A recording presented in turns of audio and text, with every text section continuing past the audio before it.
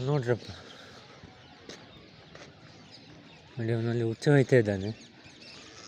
ಇಲ್ಲಿ ಜನ ಇದ್ದಾರೆ, ಅಲ್ಲಿ ಜನ ಇದ್ದಾರೆ, ಇಲ್ಲಿ ಜನ ಇದ್ದಾರೆ, ಎಲ್ಲ ಹೆಂಗಸರೆಲ್ಲ ಇದ್ದಾರೆ ನೋಡಿ. ಹುಚ್ಚ ಹೋಯ್ತಿದ್ದಾನೆ ನೋಡಿ. ನೋಡಿದರೆ ಇದು ದೇವಸ್ಥಾನ ನೋಡಿ. ಇಲ್ಲಿರೋ ಕಸ ಎಲ್ಲ ನೋಡಿ. ನೋಡ್ರಪ್ಪ ನೋಡ್ರಿ.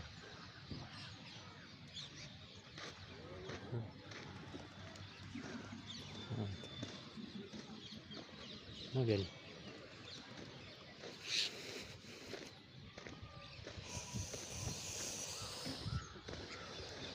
ಇದು ಯಾವ ಥರದ ಭಕ್ತಿನ ಅಥವಾ ಜನರ ಮೂರ್ಖತನನ ಏನೋ ಗೊತ್ತಿಲ್ಲ. ದೇವರು ಬಂದರೂ ನಮ್ಮ ದೇಶದ ಜನಗಳು ಸರಿಯಾಗಲ್ಲ. ದೇವರೇ ಬುದ್ಧಿ ಕಲಿಸ್ಬೇಕಷ್ಟೆ.